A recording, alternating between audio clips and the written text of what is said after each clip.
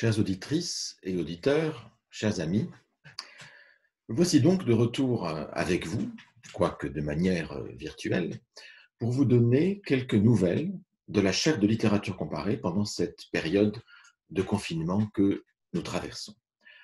Vous n'imaginez pas combien j'ai été peiné d'avoir dû interrompre de façon si brutale cette première année de cours au collège et d'avoir ainsi perdu le contact avec le public, avec cette présence physique si particulière, si impressionnante, je dois dire, que l'on ressent dans l'amphithéâtre Marguerite de Navarre. Ce n'est que partie remise, bien entendu, et nous reprendrons les cours normalement l'an prochain, mais en attendant, cette petite vidéo vise à maintenir quelques liens avec vous. Une première nouvelle importante, c'est que aucun cours en présentiel avec du public ne pourra avoir lieu ni en mai, ni en juin, malheureusement. En revanche, pour compenser, et surtout pour terminer ce que nous avons commencé ensemble, j'enregistrerai en juin, dans l'amphithéâtre habituel, je crois, mais seul, quelques heures de cours, deux, je pense, qui me permettront de clore le chapitre que nous avons ouvert sur la bibliothèque des étoiles nouvelles. Nous nous sommes arrêtés, en effet, au beau milieu d'une lecture de Keats et de Mallarmé, si vous vous en souvenez. Et alors que nous nous apprêtions à trouver peut-être les clés de cette image qui figure en si bonne place dans le sonnet de Hérédia. L'attente pour vous est, j'imagine, insoutenable, mais ne vous inquiétez pas, vous aurez le mot de la fin. Et dès juin, grâce à ces vidéos en ligne, vous connaîtrez l'alpha et l'oméga de cette bibliothèque des étoiles nouvelles qui ouvre des horizons si poétiques. Patience, patience, patience dans l'azur. Chaque atome de silence est la chance d'un fruit mûr, écrivait Paul Valéry. Voilà donc, avec ces prochains cours en ligne, que je vous promets, un but très proche, fixé pour le déconfinement qui nous attend, et une raison de vivre, au moins jusqu'à l'été. En attendant, nous sommes encore confinés. Et la situation que nous sommes en train de vivre, j'avais essayé de la prophétiser, en quelque sorte, vous vous rappelez peut-être, avec le titre de notre dernière séance, Solitude, récif, étoile. Une prophétie assez facile à faire, je dois avouer, et qui n'exigeait pas de grands dons de voyance extra-lucide. Car le 11 mars, lors de ce dernier cours, nous pressentions tous l'annonce d'un confinement. Solitude, récif, étoile, c'était en réalité un vers de Mallarmé, extrait de son poème Salut. Mais c'était aussi un beau programme de confinement, avec cette solitude à laquelle beaucoup d'entre nous sont confrontés, les récifs qu'il nous faut éviter durant cette longue période, mais aussi et surtout l'étoile qui nous guide, cet idéal de liberté, de santé et d'air pur fixé devant nos yeux et qui justifie l'existence cloîtrée que nous menons en ce moment.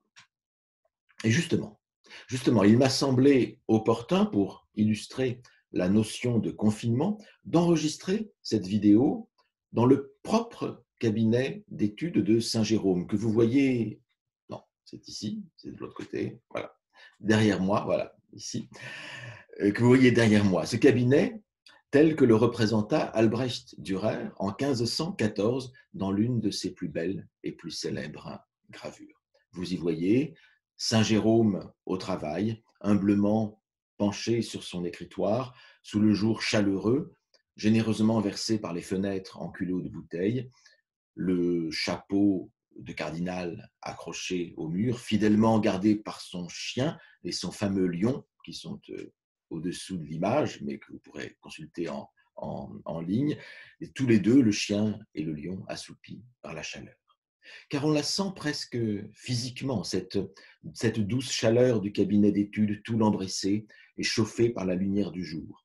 Le temps, symbolisé par le sablier, s'y écoule paisiblement jusqu'à la mort. Cette mort, évidemment annoncée par le crâne posé sur le banc à côté des livres, mais une mort devant laquelle s'interpose la passion du Christ avec le crucifix placé à mi-chemin du sein et du crâne.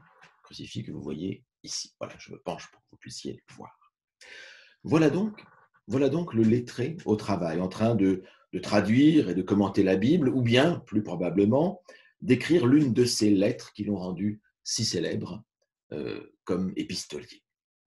Or, ce lettré, vous le constatez par vous-même, vit par principe et par choix dans le confinement. Sans doute y a-t-il des lettrés qui voyagent et qui vont de par le monde, et ce fut d'ailleurs le cas de Jérôme. Mais le temps de l'écriture, le temps de la concentration, sans lequel il n'y a pas de production lettrée, ce temps-là est en général un temps de confinement. Autrement dit, le confinement est l'état ordinaire du lettré. Sans confinement, pas de lettré qui tienne.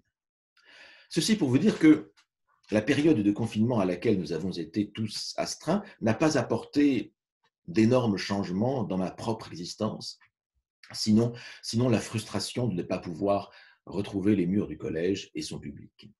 C'est une période propice à l'étude, propice au travail, pour peu qu'on parvienne à s'arracher à l'anxiété générale.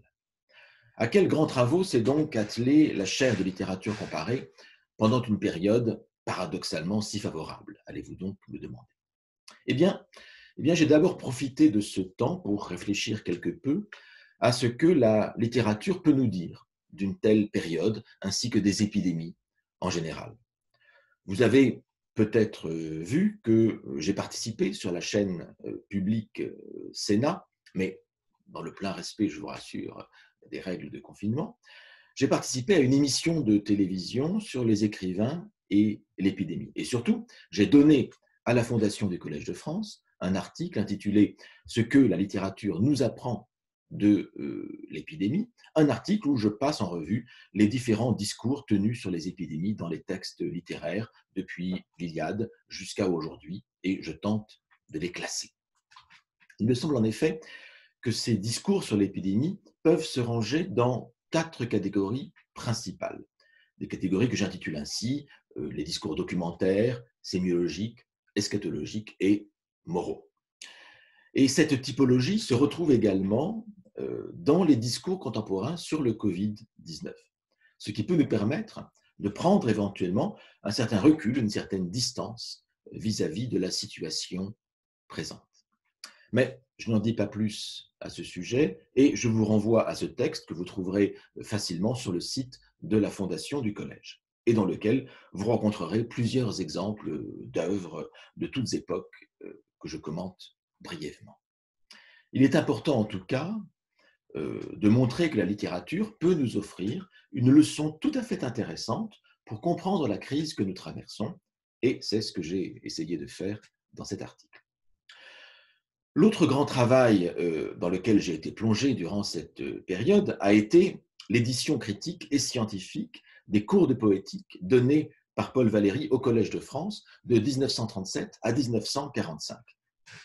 Ces cours, d'une immense importance intellectuelle, n'ont en effet jamais été publiés, jamais été édités. Et mon ambition est de faire paraître cette édition à temps pour le 150aire de la naissance de Valéry, qui aura lieu donc en 2021. Un 150aire que nous célébrerons au collège, comme il se doit, par un grand colloque. Nous profitons donc de ce confinement forcé, mon équipe de recherche et moi-même, pour travailler d'arrache-pied, pour mettre les bouchées doubles à l'édition de ce dossier manuscrit aussi prolifique que passionnant. Nous aurons l'occasion d'en reparler le moment venu, évidemment. Enfin, je travaille également à la préparation du livre qui sortira du cours de cette année, ainsi qu'à la prévision du cours de l'an prochain.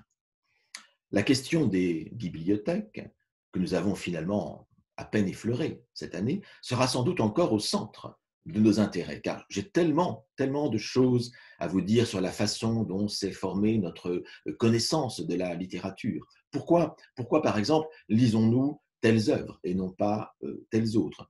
Une autre bibliothèque est-elle possible? Peut-on retrouver des bibliothèques perdues?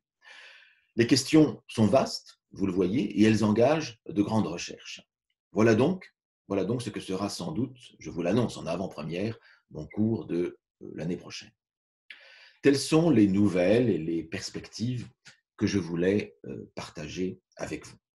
Je vous rappelle également que vous avez accès en ligne et en temps réel, si j'ose dire, aux annonces de publications et d'activités de la chaire sur la page Facebook intitulée William Marx, Collège de France, chaire de littérature comparée. Et c'est une page à laquelle je vous invite à vous abonner.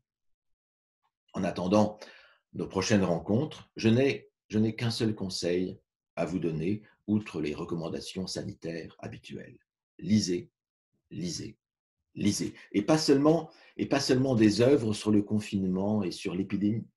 Ainsi, ainsi ai-je personnellement profité de la période que nous traversons pour relire le Don Quichotte de Cervantes.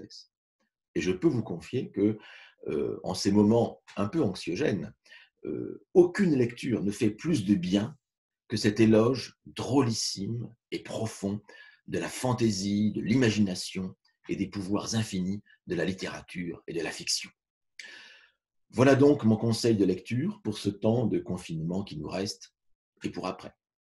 À très bientôt donc, et d'ici là, comme disaient les Latins, vale, portez-vous bien.